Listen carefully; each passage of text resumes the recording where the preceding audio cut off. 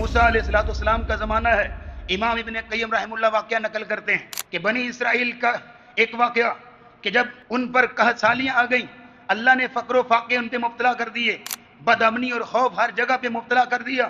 وہ سارے گھروں سے نکلے اللہ رب العزت کے دربار میں جا کے جو ہے معافیاں مانگنے لگے، ہاتھ اٹھائے.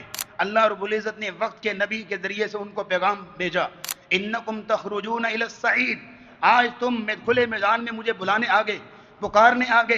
بِأَبْدَانٍ نَجِسَةٍ، تمہارے جسم ناپاک ہیں. وَتَرْفَعُونَ أَكُفَّ قَدْ سَفَكْتُمْ بِهِ الدِّمَاء، تم جن ہاتھوں سے مجھ سے دعائیں مانگ رہے ہو، ان ہاتھوں نے کئیوں کے حقوق سلب کیے ہوئے، ان ہاتھوں نے کئیوں کے حقوق مارے ہوئے، کئیوں پہ ظلم کیے ہوئے.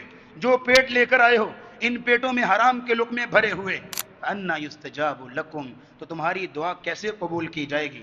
نبی کریم صلی اللہ تعالی علیہ وسلم نے جو ہمیں تلقین کی ہے، آپ علیہ السلام نے فرمایا اتق المحارم تکن اعبد الناس. اگر صحیح طرح اللہ کا عبادت گزار بندہ بننا چاہتا ہے تو پھر یہ ہے کہ محارم سے، ان حرام چیزوں سے اپنے آپ کو بچا لو.